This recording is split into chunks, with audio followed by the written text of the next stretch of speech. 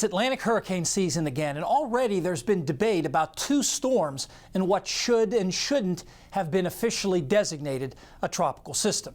Now, this early in the season, tropical systems tend to form in one of two ways. Sometimes in late spring, the jet stream dives pretty far south over the eastern U.S., helping to produce an upper-level low over warm Atlantic or Gulf waters. Now, these upper-level storms can produce lots of showers and thunderstorms, and if they persist for a few days, a surface low can sometimes form more or less underneath the upper low, and that surface low can potentially become tropical.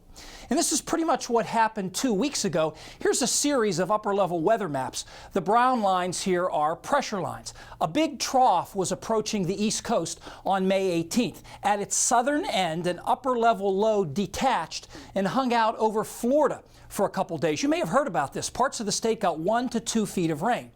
Then the upper-level low actually drifted westward over the Gulf of Mexico. And here's what it all looked like on radar as a surface low formed and came ashore.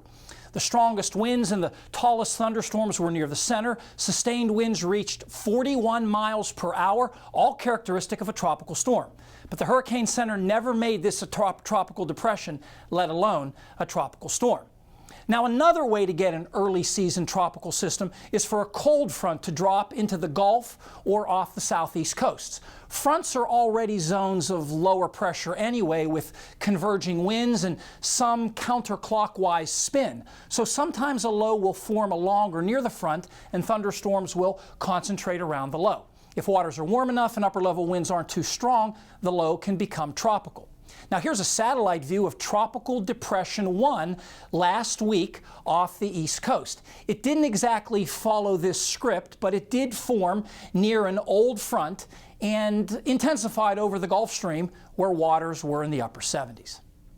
Now, to finish up, I want to mention a change that the Hurricane Center's made to its forecast graphics this year, specifically the way they show the track.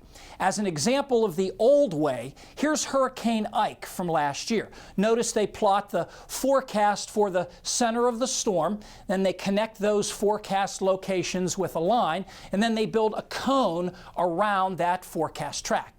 Now, this year, they will not show the track line in the default graphic. Here's what I mean. Here's an example from last week's Tropical Depression number 1. Notice there's no track line. Not plotting that line is the Hurricane Center's way of de-emphasizing the exact track forecast and getting folks to pay more attention to the entire cone. Now, on the website, you will be able to get the track line by clicking on an option, but it won't be there unless you ask for it.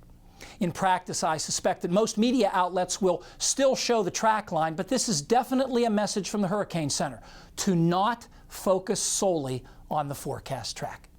Fred's back with the extended forecast next.